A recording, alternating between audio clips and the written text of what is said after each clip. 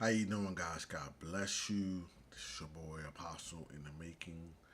Uh, I didn't expect this interview. This is a great interview by that is how would you call it?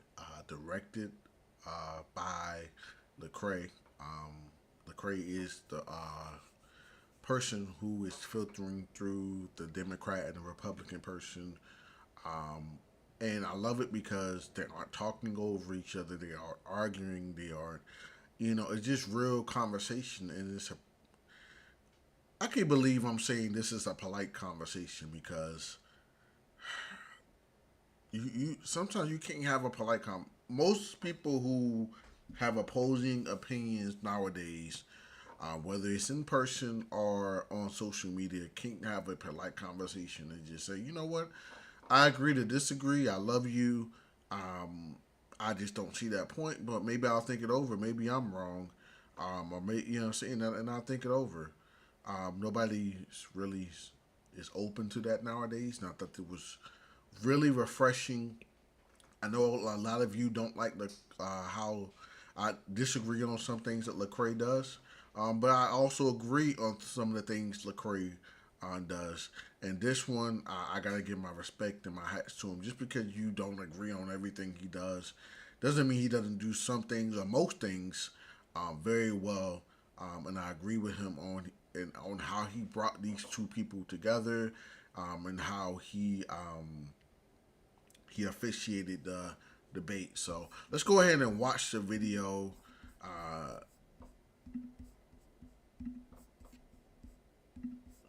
And I'll share my thoughts on it. People's brain, but these parties don't care about your values. Parties exist to win elections. The phrase has been used, vote policies, not people. Yeah, I think it's kind of a cop-out. If you have bad character, how do I know that you really care about these policies? Did Jesus care this much about Rome? Why should I care this much about this nation? Well, I would say you need to read your Bible a little more. From this side of the aisle, Kamala has not presented herself as the most impressive person. For a lot of people, the first issue that's going to come up is January 6th. What gets me about Christians is they won't say, but this was wrong. It's like, I got to ignore the wrong stuff, and I got to only emphasize the stuff that I like. How would you advise someone to make a decision? A leader that people would say, I don't know if he aligns with my Christian ethics and values. And then you've got people who are championing killing the unborn. This is what we're moving on. How do you reconcile those particular things? That's a good question. I would say, this, as you can see, it gets really good. It gets really deep. They go into the deep things. So let's continue. I'm loving it already. I've already seen some of it. I'm not gonna get through a whole hour 46 and 18 seconds probably, but at least maybe we'll try to hit the 30-minute mark. And this is the deep end with Lecrae.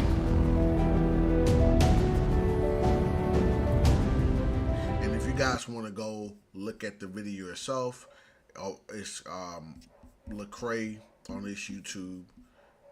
Two Christians debate Trump versus Kamala. Ladies and gentlemen, it is political season. With the presidential election in the United States coming up around the corner, I felt like it was only right that we have a nuanced, candid, cordial conversation from both sides of the political aisle. I have two amazing individuals in here with me today. And before they are members of a political party, they are brilliant men. They are men who love God. And they're people that I greatly admire and respect. And they have tons of wisdom. We have Corey Ruth here, who is a, part of Atlanta City Council, executive in residence here at Georgia State University. That's right. On top of that, you're an entrepreneur, and have a lot of insight and wisdom as it pertains to, both city and federal government. And so you also are a member of the Republican Party. That's not your your flag in the ground, but that is, the political party that you're affiliated with. We have Justin Giboney, a political strategist and attorney, co-founder of the AND campaign, and offers a lot of great, candid insight, very balanced and great perspective on all things politics and everything that we have going on in the nation. And you are historically been connected with the Democratic Party. That's correct. So we have both of you sitting in here. Sounds like two very intelligent guys, so I can't wait to really, get into the conversation. And the room didn't catch on fire. Nothing crazy happened. I am personally honored and grateful for you both because you offer good perspective. I don't think that a lot of Americans have nuanced conversations about politics, and that's probably because we have been conditioned to have a very kind of black and white vantage point on things as it pertains to that. I totally agree with that. We have a black and white thing on it's even getting to the point you can't vote Democrat if you're Christian. Like, Christian, like the Democratic Party is not all just about abortion, and I can get why somebody would, if you want to see my other videos, vote Democrat right now because of some other issues they deal with and personally deal with. I'm not voting Democrat. I'm not voting Republican. I'm voting for Donald Trump on this one. I'm independent, but I can see why a Christian would vote not for the abortion, and let's get that out the way, not for abortion or not for the rainbow community, let's just say that. But for other issues, I can see why they would vote Democrat. All right? But you can't get too, it's getting too, black and white. And it's even getting into the Christian YouTube space where it's like somebody, like, people can grow, right? Like people can be right in on some issues and wrong on other issues, and that doesn't actually make them a false prophet, or that issue right there does make them a false prophet, and you need to repent and grow. It's not all just black and white, and we need to grow and just have these conversations, to be honest with you.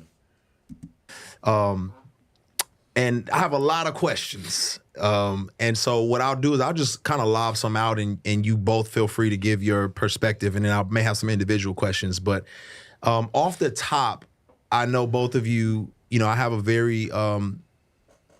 lot of my viewers are faith-based, Christian audience. And I was looking at, a Barna poll that said only 50% of people of faith are voting in this election, which is significantly lower than 2020. It says 2/3 of them lacked enthusiasm about the candidates. Some cities are not getting direction from their churches. Almost half of the non-voters were deterred by the belief that the election outcome is going to be rigged. Is there any reason why you both would say it's important for a Christian to vote at all? I can see where some Christians on that, it says it could be rigged, things like that. I still am on the point of you have a responsibility to vote. At least have the desire to vote. It's your, I can understand how you feel, but at least you say you tried to make a difference, even if the other person or the other party cheated.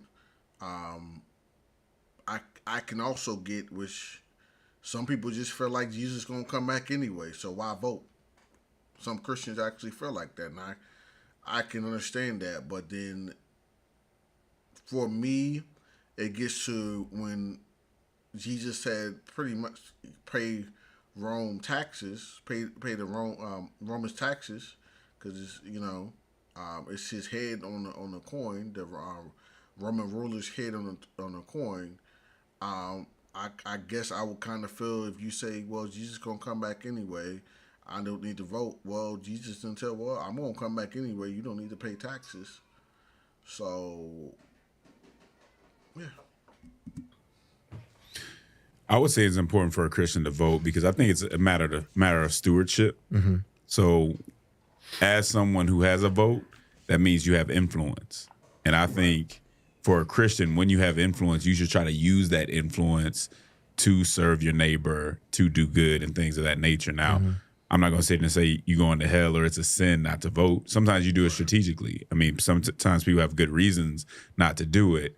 But when you get an opportunity to help somebody to be able to vote on something that could feed a child or protect a child or something like that, you should do it. You should steward that influence in the. I think he said that perfectly. It's not all black and white. Some people have reasons why they are not voting, and it might actually be a good reason. So don't get on somebody who is giving you a reason they don't want to vote. That's like you said, it's not a sin. Some of y'all acting like it's a sin to not vote. And I think he mentioned it later on. Like, you feel like it's a sin not to vote because they're not. You want them to vote your way. Right way. That's good. Yeah, I believe it was not Abraham Lincoln, but one of the founding fathers, when coming out of the convention hall, was asked what type of government are we going to have, and he said a Republican, if you will have it. And so I think it's important to understand that a democratic republic relies on its citizens engaging and saying what they want and what they feel comfortable with. And when we take ourselves out of that conversation, then we can't wonder why we feel society may be hostile to our faith. It's like we have to be engaged, and we have to win no matter who's in office, which means we have to be engaged on both sides of the aisle. Because that's how a republic works. And so I agree. I think it's very important to be engaged. In ancient Greece, voting was compulsory. I mean, you could be fined or marked with red paint if you didn't vote. And, it was a symbol of just how important everyone's voice is in the process. So. Yeah. And that's the thing. I think is so powerful, man. Like, we need to have these hard conversations, and people try to avoid them. Like, I'm not going to vote because I just want to avoid it all. That's like having all of us, who's been married, I want to seek marriage and stuff like that, and a marriage is between a husband and a wife, but you have to have communication. You have to talk about the tough things. And just because you disagree on it, first of all, do it biblically. But if you disagree on it still, on how to do things, that's okay. Come to a middle ground. Try to, or, you already know my default. I'm going to preach like, hey, if it's something that you both discuss, you can't come through it, try to do a middle ground, or, hey, you married the husband.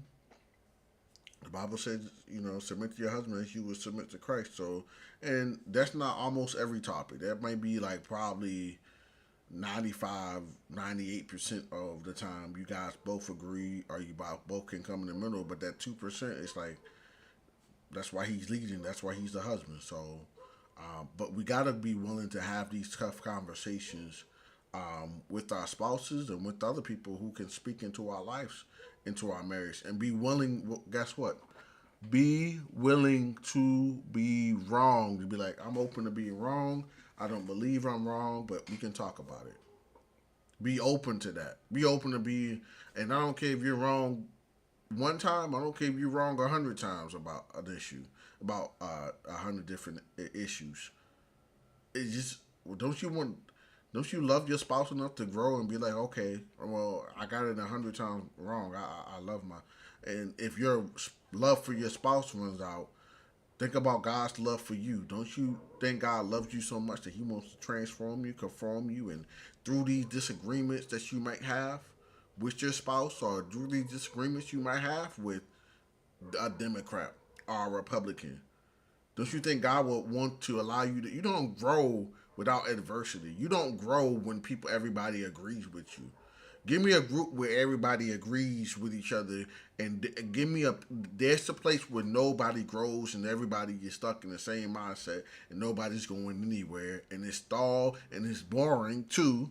It's boring.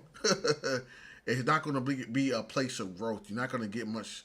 You're not going to grow there much because everybody's of the same opinion. I mean, non-voting can be strategic. Often it's not, right? Yeah. Often it's just apathy. But I do want to speak to those who do feel like their vote doesn't matter. Because I think there are a lot of people who see some of the corruption, see some of the stuff going on in politics, and like, it doesn't matter how I vote. The corporations are going to decide, what's done in the agencies. They're going to, have the influence over the politicians and things of that nature. So while we say you should vote, I think we also need to acknowledge there's some things within our democracy that probably need to change. There's some corporate capture and things of that nature that we need to acknowledge rather than just kind of condemning the people that don't vote. Why? What is it about our system? What messages are they being sent that tells them what they, their vote doesn't matter? That's good. Do you think churches, do we care about the voting as much as we care about our candidates winning? Do you think, what is y'all perspective on the temperature of a lot of churches right now? That's a good question. I would say I think you hit on something interesting. I think some people are saying, man, you better vote. They're really saying you better vote for my candidate. And they probably ain't mad at you. Exactly. They say you better vote. They're like, oh, okay. Then you say, well, I'm voting for Donald Trump. They're like, oh, well, I don't want you to vote. Or you be like, well, I'm voting for Kamala Harris. And you be like, I don't want you to vote. Like, they only care if you vote if you agree with them. if you were gonna vote for the other candidate and you don't vote, they probably wouldn't care as much. And that's true. I mean, do we really want people to vote so they're voicing themselves, or do we just want them to vote for our person? I don't know that we often ask that question, but that's a good one. Yeah. I mean, I'm still surprised and processing that statistic that you said 50% of people of faith voting. I'm really amazed. It's kind of hit me in the gut to see the decline of religious adherence in America in general, and then to see it, really fall off after really 3 decades of the Christian right sort of being hyperactive. I'm still processing that. Yeah. So, if we're to, obviously with the, 300 million people in America, if you were to kind of poll that 300 million people, most of the Christians, if they were to vote, it would more than likely mean that Donald Trump would be president, just based off of how historically evangelicals have voted. I'm just curious, as we just talked about, hey, is it about a Christian voting? Is it about a Christian voting for their candidate? And I guess I'm curious from y'all's perspective, historically, why does evangelical and Republican generally go hand in hand from y'all's vantage point? I'll let him. You want me to start? I'll let you start. So I think you start seeing this movement, the religious right, really come to form in the early 80s with Jerry Falwell, Focus on the Family, Pat Robinson, and they had more than the general political infrastructure, right? They had TV networks in universities and major denominations like the Southern Baptists. And so they were able to take large control over messaging to large amounts of people who identified as Christian, whether that was on Sunday at church or whether that was over the news network or whether that was at a university. And that really carried the Republican Party for 3 decades. I mean, from the 80s all the way to the early 90s, I mean, really until Obama. Most of your presidents during that time were Republican. You had one term of Jimmy Carter, if you want to go back even further, and then you had the 2 terms of Bill Clinton, where still a lot of Christian conservative policy still got passed. I mean, Defense of Marriage Act came out of Bill Clinton's administration, and so I think that movement is not there anymore. There's still some remnants of it, but that movement, the strength of that movement is gone. But I still think they have been successful at sort of establishing this link between being a Christian and social values, abortion and LGBT causes and stuff like that. And so I think I people would say may link that way. Sorry to cut them off, but why am I saying so? It's a reaction video, but now I was kind of leaning more the other side where the Christians had university TV shows and stuff like that were really influenced. It's now the opposite, especially with social media. You got what is Kamala Harris doing? She's getting people, rappers, celebrities, stuff like that, that have influence, that are doing the same thing that maybe Pat Robertson, Southern Baptist Convention were doing. That had networks and TV shows and TV programs and universities. They're doing what the Democratic Party is doing, what they did back in the day. They're just using a different avenue, which is celebrities, and maybe they had a good point. You know, they studied maybe, okay, how can we influence? And now someone, I think he's going to talk about it earlier, but some of these Christian universities have been infiltrated by liberal people, and now it's a liberal universe where they used to have a Bible college and stuff like that. No longer Bible college. You'd be offended if the name of Jesus is said in the university. So because of that.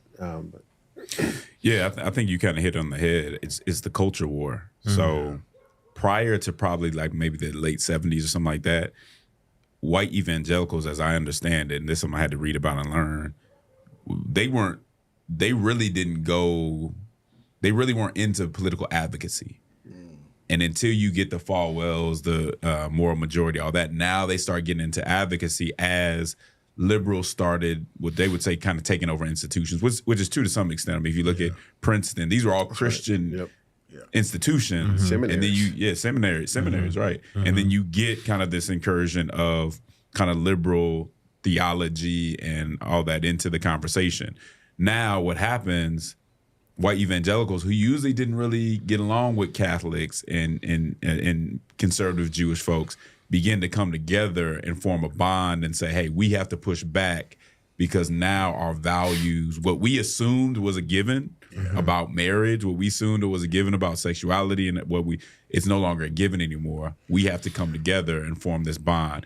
That coalition becomes a conservative Republican coalition.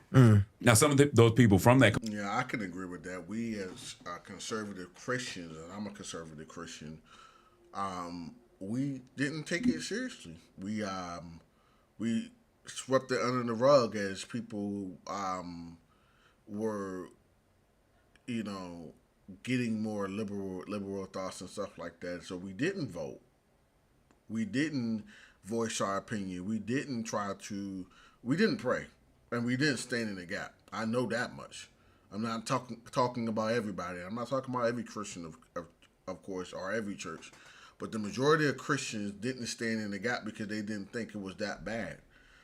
So just in my opinion, you think about the culture wars, you think about the 60s, the 70s, the hippies and stuff like that, where it was cool now to have XEX before marriage, and you're freeing yourself. You can do those kind of things, and then you get to the 80s, the 90s, and you have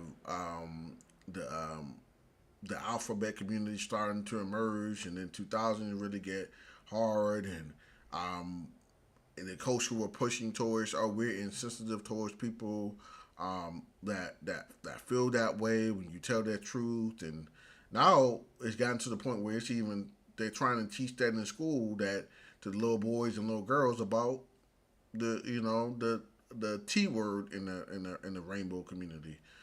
So we didn't stand in the gap. We did a very poor job, and that doesn't mean that we should not stand in the gap now and voice our opinion and say we need to vote, because if we don't, then it's only going to be worse. If we don't, abortion is going to be worse. I guarantee you, abortion is going to be like, oh, I don't like how my baby looks, abort. And be like, well, the baby wasn't really a human because they wasn't living for a week and or 2 weeks and they can't walk in their own or feed them. It's getting to that point. You think it's crazy, and even people who are, I would never do that. No, it's I can feel that spirit, and we think it's not. That's why I got here, because in the 60s, 70s, we never thought it would get here. We are getting to the point where it's going to be where if we don't vote and we don't vote. Voice our opinion, and we don't pray and stand in the gap, and we don't build churches, and we don't keep evangelizing and going into the communities and doing community events and stuff like that. If we don't do these things, I guarantee you, I'm just talking about with abortion, because everything it's going to be worse with other things too. But as far as abortion, I can guarantee you that it will get to a point where it says, well, babies aren't really human because they can't feed themselves and they can't treat themselves, so they can't even wipe their own butt, so they're not human, so I can do whatever I can. You think it won't get there, but read your Bible and you see Spirit of Molech, where they're literally sacrificing their children to a god to have more power. You think it won't get there. There's nothing new under the sun. Coalition, maybe in the 60s or 50s, were Dixiecrats. That's right. Which were very conservative Southern Democrats who go over into the Republican Party. Mm-hmm. The Republican Party from that time on, one of the three legs of the stool is going to be social conservatism, which locks in which locks in that group of people to vote for them. Right. Yeah. And I guess, and I'm just telling my own journey, right? In this, I become a Christian, and late 90s, early 2000s, and as I'm becoming a Christian, I become a Christian where there's not a culture war that I understood, right? I didn't understand it to be a culture war. I become a Christian within a Black parachurch organization. Yeah, I can relate to that. And inside of it, I would say I was exposed to a lot of kind of historically Black theologians and teachers. Mm-hmm. But the overarching organization was probably more part of the white evangelical infrastructure, the religious right infrastructure. So at times I was listening to kind of conflicting information, and I was like, wait, which one is which? What am I supposed to be listening to? The parachurch organization had people from Black churches coming to speak, but then at times there was a joint conference where I'm hearing some of my white brothers and sisters, and they had a different outlook on certain things. And as I felt like the culture war happened, there was this divide that I experienced. And I think there were a lot of probably African-American Christians who were saying, which way do I go politically? Because if I'm supposed to be civically and politically involved, which is good stewardship of my faith? And I'm just curious, do you feel like your party is a reflection of good stewardship of your faith, or do you feel like it is indifferent? Or like, what would be your perspective on that? I can definitely relate to that as well, because growing up Black, I just thought Democrats voted Black, and the Republican Party was, and this is just me realizing it now, especially with when Obama came, I just thought Democrats were Black, all Blacks were Democrats. Because Democrats care about the community, and Republicans, they only care about the people up top, pretty much the millionaires, the billionaires, and stuff like that. It probably was through school, I don't know, but it was indoctrinated into me. Even as a Christian, had to change my mind. I kind of lean towards Republican. Now I'm independent, so I will vote wherever I feel the policies align that's Christian. I'm not a Republican or Democrat, but I grew up and I thought that I'm Black, so I just vote Democrat because they care more about I don't know where the messaging came from. It probably came through school, but I thought that they cared more about marginalized communities, and I never even questioned it. Yeah, I would take that. I don't think your party says anything about your faith. Okay.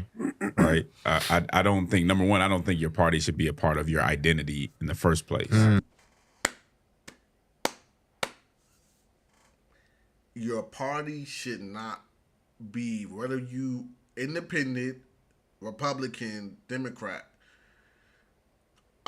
your party should not come above your identity as a Christian. Because it's getting wild. This is why I'm doing these videos, because it's getting, these two young men with Lecrae are having a civil conversation, and we make being in a fraternity or sorority more than being a Christian. We make being in a certain party, in a Democrat party or a Republican party, more than being a Christian. You might as well they're probably gonna state later. You might as well sin against all black people if you're if a black Republican, or you don't vote for Kamala, or you're dumb and stupid. We're just dumb and stupid if we don't.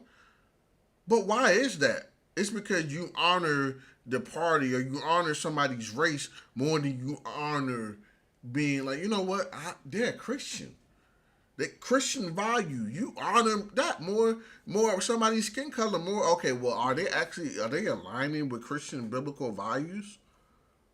And I'm just talking about black people. And it can happen with every race. But as for me as a black man, like, why are you know what I'm saying? Like, wait a minute. Yeah, they're black, but are they Christian? Oh, well, they're black. No. Are their policies and what they want to pass, or is it going to be more, you know what I'm saying? Like, is it going to be more conservative, which I want to vote for because I'm a Christian, and they tend to lean towards more Christian values? Or are they more liberal and they're going to vote for the rainbow community stuff and abortion and indoctrinating our children in school and teaching them what they want no matter what, and the parents can't say so? Listen, I don't care. Before I'm a brother, I'm a Christian. A big brother. And I take pride in that. Before I'm a son, I'm a Christian. Before I'm a father, I'm a Christian. Before I'm a husband, I'm a Christian. Before I'm me, I'm Christian. Acts 20:24, and I'm getting on here, I can preach because it's a reaction video. But Acts 20:24 says, Paul says it perfectly. I consider my life nothing unless to preach the gospel. We should all have this mind. Because Paul said this, follow me as I follow Christ. And I believe in that moment, and I know that at that time, Paul was following Christ. So like who you are, what decisions you make, it shouldn't be driven by your party. To me, the party is a tool. Yeah. And so I think a smart person might say, I may be in a different party depending on where I'm at, what's going on in my, locally in my environment, and so on. So no, I don't think it says any. I think we make that assumption, and we'd like to make that assumption, and partisans would like you to connect it to your faith so you don't move away from what they want you to do. But I don't think there should be that connection there at all. I think where you stand on the issues says more about your faith than anything else. And I can see issues, on one side or the other that you may need to say, I can't rock with the Democrats on this. I gotta, choose what some may consider a more conservative stance on an issue or a more progressive stance on an issue. I mean, parties exist to win elections. That's their primary role. And that's why you see both parties backbiting each other and calling each other liar, they can make up stuff that somebody else said. Some of it's true, some of it's false. Everything that Trump says about Kamala is not false. Some of the things Trump says about Kamala is false. And that party has been false. Some of the things that Kamala has said about Trump, especially I believe about what happened with he called him, wanted to be what's his name? The person who killed Adolf Hitler. Like, I believe that's a lie, but some of the things Kamala has said about Trump is true. think that's a really big lie and really insensitive. But parties don't exist, for our benefit. They exist to win the elections. This might bust people's brain, but these parties don't care about your values. They don't care. I used to say this all the time, that the Republican Party would throw abortion stances under the bus if it meant winning an election. They just did that. Just did didn't that. they? Yeah. They just did that. Just We got did two it. pro-life parties. Yeah. Two pro-choice parties right now. Parties. And, I'll... Yeah, because now it's Trump won't say, "Oh, I'm pro-life." He just say he'll leave it to the states, which is pretty much I'll let y'all decide. Which is pretty much a cop out, pro-choice. I'm letting the states choose. Always you say, if Obama became Republican, we'd run him for president the next day. I mean, parties exist to win an election. They don't really care about anything else. It's how do I get, environmentalists to vote with union workers. It's how do I build coalitions to win an election? That is it. And I always saw my party as a civic organization. And I'm glad I grew up apolitical. I had no idea about the cultural significance of parties. I didn't even know what a Republican and a Democrat was until I got to middle school and learned about it in civics class. And so I don't have a cultural relationship with the Republican Party. So when I'm talking about my political values or the issues that I'm standing on, I'm talking about it from an almost academic perspective. So I'm not. I am too, because of course most black people, they identify with the Democratic Party. Really tying in. I have to be careful about that because a lot of other people are consuming that and interpreting that culturally. But I agree. Parties exist to win elections. And politics is about the role of government. Religion is about the afterlife, and it has implications on this life. And so the two are totally different in terms of how you should be approaching them. And I would just add that I don't think, I've said this before, I don't think being in any party automatically makes you unfaithful. What makes you unfaithful is if you don't push back against that party when they are in the wrong. That's so key. I'm tired of, I love Pastor Greg Locke. I love me some Pastor Greg Locke. Don't get me wrong. Pastor Greg Locke, you see this, we become good friends in the future. I love me some Pastor Greg Locke, but I do think it's very dangerous when you go out and say, if you're voting Democrat, or you're part of the Democratic Party, you are of the devil. Because you could be a part. I know some people that are in the Democratic Party, but they're pushing against abortion and saying that's wrong. It's just a party they're affiliated. They don't believe in all of their policies, and all of the policies, all Republican policies don't align with Christian values. Now, I believe more Christian values, more of it is aligned with Republican because they're conservative, but all of it is not aligned with Christian values. And we got to push back with the Republican Party. If you believe you're a Republican and you're that party, and they come with something anti-Christ, you can't be like, well, we're more conservative, I'll let it slide. No, this is against the Bible, and we need to speak up against it. I don't care who it is. Right? Your own party. Or your own party. So if you see Republicans, you're a Republican, you see, he may disagree with me on this, you see Republicans talking bad about immigrants, I think you need to say something. No, yeah, you do. If you're a Democrat and you see a Democratic Party that basically acts like an unborn child doesn't exist, like it's not a part of the equation at all when you make a decision, you got to say something, push back against that. And I think those are the questions we should be asking, not simply what party you're in.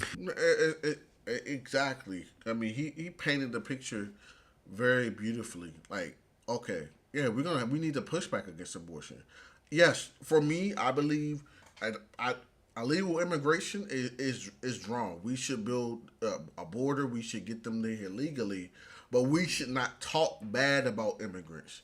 They just want an opportunity. Unfortunately, it's the few that get in that want to bring the drugs, the cartel, the gangs, and stuff like that. I live in New York City. I've seen it myself. they're bringing gangs over here. It's a few 50 people that make the 1,000 or 2,000 people that get on that bus. It like look bad, and but it's a danger to. But I'm not gonna talk bad about all immigrants. I'm African American. My people came from Africa. We want everybody to get the opportunity. We just want it the right way. So if you're in the Republican Party and you talk bad about immigrants like there's some kind of like beneath you or something like that, you need to be corrected. If you're a Christian and you're in the Democratic Party, you need to tell somebody, no, that baby is not is a human in the womb. It's not a thing. It's not a cell. We don't have the right to say, you know what, God, you made a mistake by some sin that we did. Because most people with abortion, it's 99% of it is because you just don't want the baby. It's not about. Unfortunately, we have these cases about RAPE. I'm saying it. I don't want to get censored, but RAPE and incest.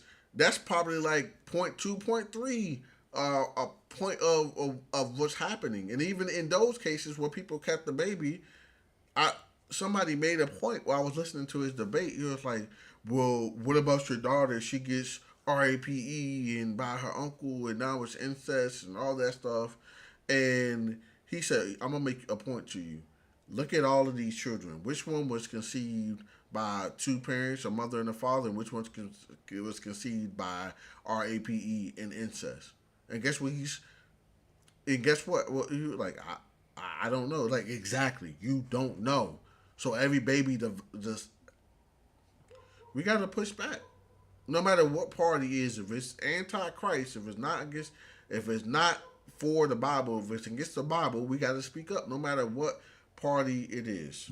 But would you say that these parties are so broad that those counter voices are the in leadership? Those the leadership of the party. Okay, great. Yeah. So I hear what you all are saying, which is probably vastly different than what a lot of Americans probably understand. Is that the party has nothing to do with your identity? Why is it then, from your vantage point, is that the nomenclature? Is that the consistency of what we're seeing right now? Because I think party leadership and sometimes even faith leadership that's connected with party leadership has an interest in us connecting that with our identity because they have to do less work. So if Lecrae is really looking at all the issues by himself, separate of a party, I got to convince you of every issue to show you I'm really the best party. If I can just get Lecrae to say I'm a Democrat and assume that we're going to always do the right thing, I got to do less work because Lecrae's already on my team. I just really have to show him how bad Corey is. And I don't really have to do that much because Lecrae's not looking at those issues for himself independently. Okay. And kind of bringing all those issues through what we call biblical scrutiny, like what would the Bibles have to say in this? And the Bible doesn't tell you how to vote on everything, sure, but we should be thinking through that kind of framework. Yeah. But if I can get you to think through a partisan framework first, I do less work. Yeah. Now that's really interesting. You know what else is interesting? Is ad-free options. Yeah, and I see that happening. Like I see the parties like trying to almost make their party your religion. And so people are like starting to, if you want to say that one more time, commit your religion and almost make their party your religion. This is why I'm making this video, because it's getting like that. You make being black your religion. You make a party being religion. You make being an AKA or a part of a fraternity your religion. Freemason your religion. Definitely speak out against Freemason. I don't like the oaths, and I think it's demonic that sororities and fraternities do. You know, some of my sisters and uncles and aunts are in those. Listen, the Bible clearly says that life and death is in the power of the tongue, even when you make oath. So, yeah, but we making the Democrat and Republican a religion. It's not a religion. It's a party. We got to separate the two. It's not a church. You don't go to a Republican church. You go to a Church of Jesus Christ. You don't go to the Democratic Church.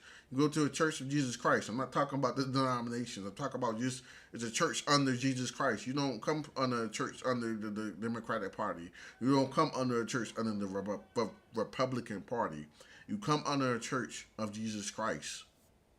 And so people are like starting to commit to the party's principles, and I even hate to say principles because parties don't really have principles or whatever they're pushing at the time. Hook, line, or sinker. It doesn't matter whether they're right or wrong, even if it's something that is hard for you to swallow, that something that disagrees with your own personal principles or even religious principles. I mean, you have Christians who will part with you because of who you voted for. Like, I can't be friends with him anymore. I'm like, so wait, you will cut off relationships over the party, but you won't cut off relationships over religion? You won't. Like, to me, you're more tolerant religiously than you are politically. Like, that's a deep thing, and we have to do as Christian leaders a lot of unraveling there, because I think behind all of that, there's a trick of the enemy to pull people away from the lordship of Christ in their life. And the parties are fickle. Like, let me give you a current example. We already named one of them. Let me give you a current example of how fickle the parties are. A lot of Christians who voted for Trump last time and the first time said they voted for him based off sanctity of life, the abortion issue, being pro-life. Okay, cool. Well, they take that issue out of the Republican platform this year. It wasn't in the, at the RNC, it wasn't even part of the platform. That's right. Yeah. Now, you built a constituency on this issue and you take it out the platform. But look what's happening on the other side. Do you remember when Trump said he was building the wall and how big of a deal, how immoral and everything the Democrats had to say about that? Now, Vice President Kamala Harris said she would build a wall. She'll build a wall. Right? Like, so to your point, it's not about principle. It's about what's ever on the agenda at that time to win at that moment. Now, I tend to think there's a general direction that they go on certain issues. But none of that is set in stone. And so you crashing out, losing family members for people who are as fickle as you can get. Don't have your principles in mind with their agenda. So that brings me to another question. Let me tell you something. I'm never going to lose a family member over a party. I don't care if you vote for. I do care, but like, I love you more than who you voted for. I love you more than, okay, I don't agree with the sororities for the fraternities. I love you more than that. I love you more than hey, your favorite color is blue, but mine is red. Like, I love you more. I didn't even mean that to be a political. I'm just like let's use another one. You like yellow, I like green. I'm not gonna be your friend no more. You know how elementary school thing is that? Oh, I want to be you gotta be the Black Power Ranger because I'm the Black Power Ranger too. And if you don't, you're not my friend no more. That's how we act. We act like elementary schools do this. Not even just 5th graders. I'm not talking about 5th grade, 4th grade. I'm talking about kindergarten, each school kids. Like, what qualities do you think are essential in political leaders, especially from like a Christian perspective? Like, does that matter? Obviously, like, ideally we would love someone to have the principles that we care about, but I'm just curious, like, how do you assess the morality of people in power? I mean, there's a lot of things you can look at. You have to look at that, like, what type of person is this? How did this person come into power? Right? It's been said that maybe 10% of politicians come into politics to do something specific. I want to end poverty or something like that.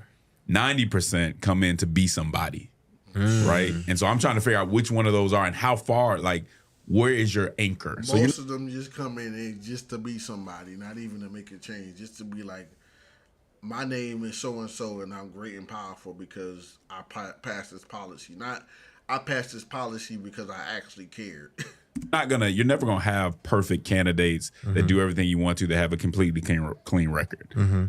but can I find a moral anchor in things that you won't do? Do you have a level of character? That has to matter. Now, to have a great character and terrible policy and be incompetent, right? It doesn't matter by itself. Right. That's not the only thing that matters. But it's something that Christians could look at, because this is somebody who this is the most powerful person in the nation. Yeah. This is somebody who represents the country. Those things have to matter as a major factor in choosing a candidate.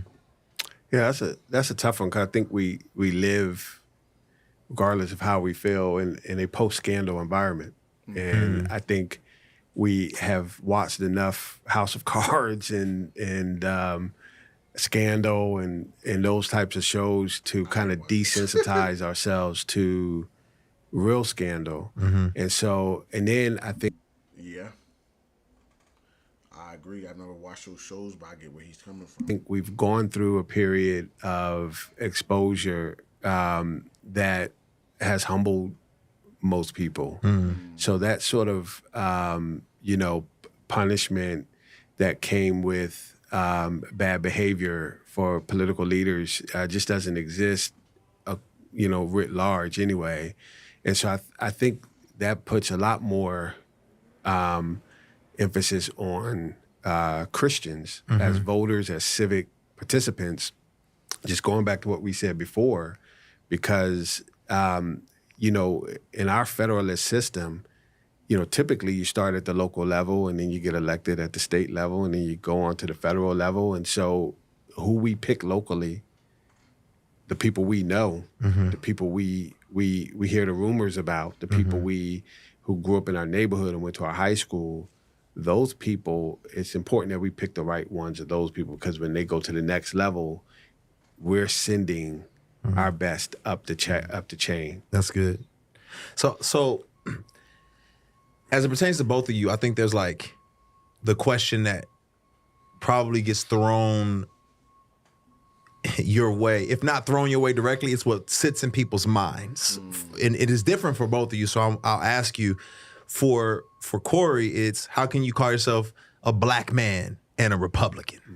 Oh, we getting good. This is where I'm gonna probably end it in with this last topic. But man, I've actually had somebody come on here in my last video on YouTube comment that you're a black man, you have no right to have an opinion because you want to vote for Donald Trump, and and your kids are mixed, so you ain't got no opinion. And I was like, it's getting bad out here. I'm able to take it a whole lot better than I was 4 or 5 years ago on social media. But man, people will crucify you if you're black and you vote for Donald Trump. They're doing it on the news. I'm not talking about family. I'm talking about on not even social media, on TV. They will shame you. For Justin, is how can you call yourself a Christian and a Democrat? And I'm just curious, how do you respond to that? Like, what would be? And also the thing with the Christian and the Democrat, like I've said, I can understand besides from the abortion and the rainbow community thing. Other than that, I can see why somebody will vote for a Democrat. But you got people saying you going to hell because of a political party. You're Satan. How could you be a Christian and a Democrat? Answer to that. That's the general consensus. Obviously, we know that's so nuanced. Right. But for most people, just sticker shock immediately. Those are their things. Yeah, I think for me, I was just telling Justin this, I've been thinking a lot on that issue. First of all, just as a person, I hate being a foregone conclusion. So I've spent most of my life, trying not to be in a box. And so I was saying earlier that I grew up apolitical. Like, I never once seen an adult in my family yelling at the television or debating politics over Thanksgiving dinner. I've only had one political memory. When my mom took me with her to vote, she left me in the car, and she was looking at the brochure with all the politicians on it. candidates. And right before she got out of the car, she said, under her breath, he's going to take us back to slavery. And then she got out of the car. That's my only memory. And I've had conversations with her to try and figure out who that person was she was talking about. We can't figure it out. But I say that to say, I didn't know that there was a conflict between being black and Republican until I got to high school. So I learned about Republicans and Democrats in middle school, and the teacher, wrote a line down the middle of the board, and he put the Republican platform and the Democrat platform. And I just said to myself, oh, I'm a Republican. When I get to high school, my civics teacher is a black Republican. And all of the black students, and he used to fight, be fierce fights every day. And that's when I realized, oh, it's not cool to be black and Republican. Right. But because of the way I'm wired, I'm like, well, I'm not going to just join the crowd. So I joined on his side in defending Republicanism. And so for me, I go all the way back to the original Republicans who were radical abolitionists. They were radical about liberty. And what I love about Abraham Lincoln, the first Republican president, is regardless of his diplomatic nuance and maneuvering, he was willing to burn this place down rather than have that institution survive. And that's the type of passion that that I have for liberty, that I want to have for liberty, that I aspire to have. And so I try to identify with the original Republicans because I think that's the purest place for. Let's try to speed it up a little bit. Sorry. Try to speed it up a little bit. Playback speed. Let's do 1.25. Republicanism. I also think there's a modern model for it. And that's Colin Powell and Condoleezza Rice. And these are two people who had respect on both sides of the aisle, respect amongst blacks and respect amongst the Republican base. But the one thing about them is they both were black first and then Republican. And so they were willing to call out their party when the party was wrong because they were black. And whenever they speak, they're not speaking necessarily to Republicans. They're speaking as black people. And so even today, if you watch video of Condoleezza Rice, she is such a great communicator about issues on race. She can draw from growing up in segregated Alabama and going to a church that was blown up in Birmingham. And so she's able to identify with African Americans because she sees herself as one. And I think the modern black Republican sees himself as Republican first. And so when they talk, it's almost like somebody foreign is talking to you. Because it's like, you're not identifying with me on any level. Why are you talking about Tim Scott like that, bro? I'm just messing with you. Go ahead. And I think Tim Scott... that was a joke. Don't be political now. Don't try to save him. No. I think Tim Scott tries his best to do it, which is more than what I can say about a lot of them. I don't think he's particularly skilled at it because in his core, he is Republican first. And so, but I do think I could see moments and glimpses where I'm like, God, he's really thought about this and tried. Like when he went on The View, I thought he did a good job there.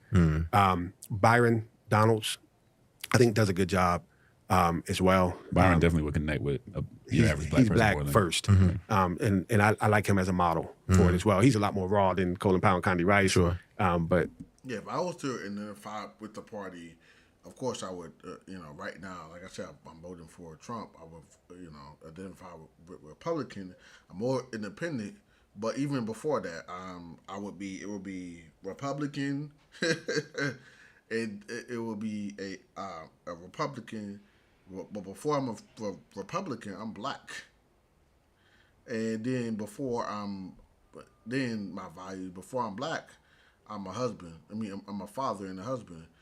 Before I'm a father and a husband, I'm a Christian. So Christian stands up all on these. I'm a Christian, then I'm a husband, and I'm a husband, then a father, and then I'm black, and then I'm a Republican. I definitely would. I identify with my race more than being a Republican. If I had to choose a party, I'm more independent. I just more conservative. But if Democrat, like I said, I can said before, I can see why people vote a Democrat because they're more. Some of the issues are more conservative or help more of the community than Republicans, and I can see, but that's me right there. I definitely identify with being black more than being Republican because I didn't grow up in politics and stuff like that. So, But I like his approach as well. I appreciate that. That's good. So it's an interesting question for me because most black Christians are Democrats. Sure. Right? Sure. So somebody who would ask that question would not even be in our community. Sure.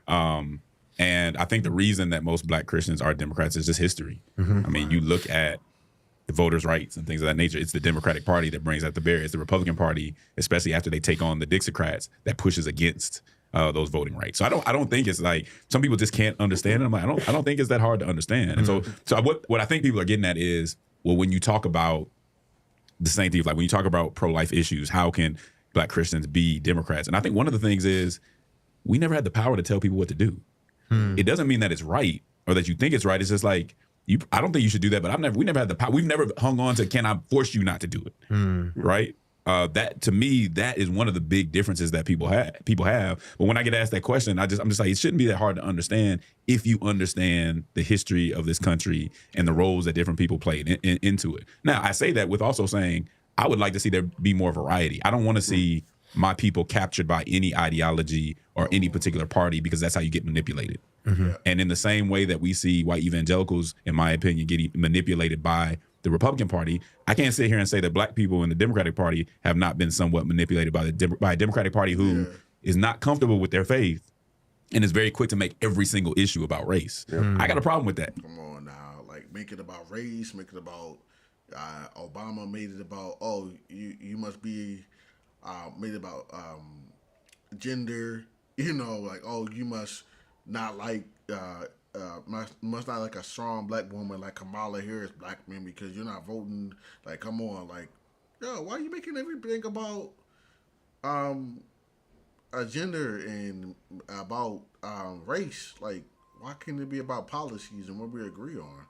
Like, it's not supposed to be like that, but both parties I can see where it can be like that if you're a white evangelical.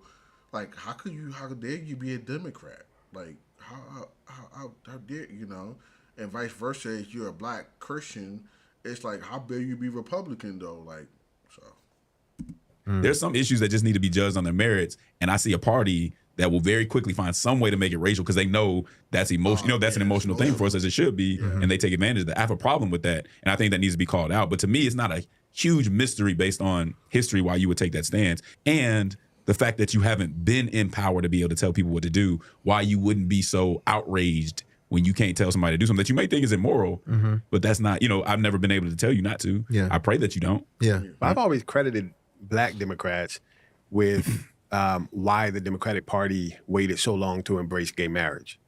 It was like, well, we don't want to lose black Democrats. voters. I may be wrong. I'm putting this out there to get your feedback on it because even when Obama ran, and when they were all the states were putting gay marriage, hoping that blacks would vote straight down and then pick that, and blacks were the only Democrat group that voted against it. And so I feel like it seemed like blacks had more influence on Democrat leadership in the 90s and early 2000s than they do now post Obama, which is interesting.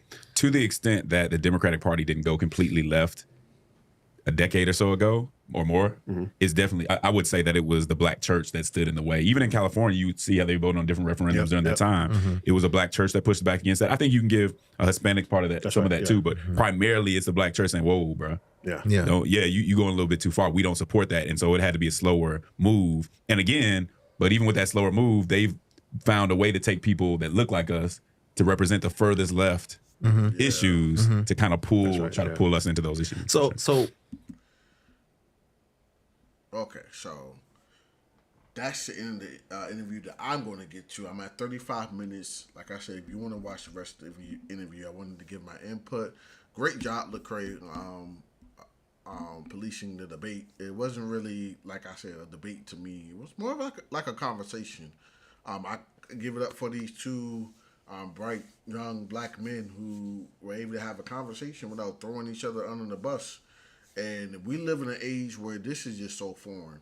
And I thought this was so beautiful, where people with two different views, two different parties like that, they can come and say, where did we agree at? And they're not yelling at each other. I pray for the days where whoever wins, if Vice President Kamala Harris wins, former President Donald Trump wins, I pray for the days where it used to be that both political parties would just shake hands and be like, hey, thank you for showing up. Thank you for showing up to the debate. You're a great young person. And say, yeah, I hear where you're going and I disagree with you. It used to be like that. Now it's just all a bunch of this person lied and he did this and he wrote this on Twitter 20 years ago. He's a racist. Like, and try to dig up old dirt. Like, we don't have no honor in it. And I thought this was real honorable to really sit down and say, hey, I honor you as a brother and I love you more than my political party.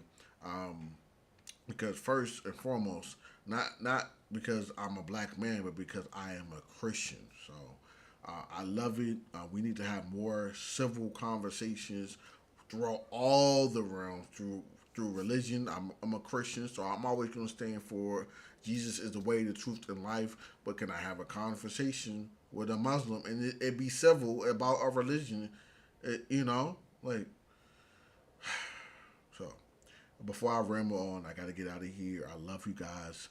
If you need prayer for anything, you can always DM me, message me on Facebook, Instagram, and the like. So I love you guys. God bless you. Take care.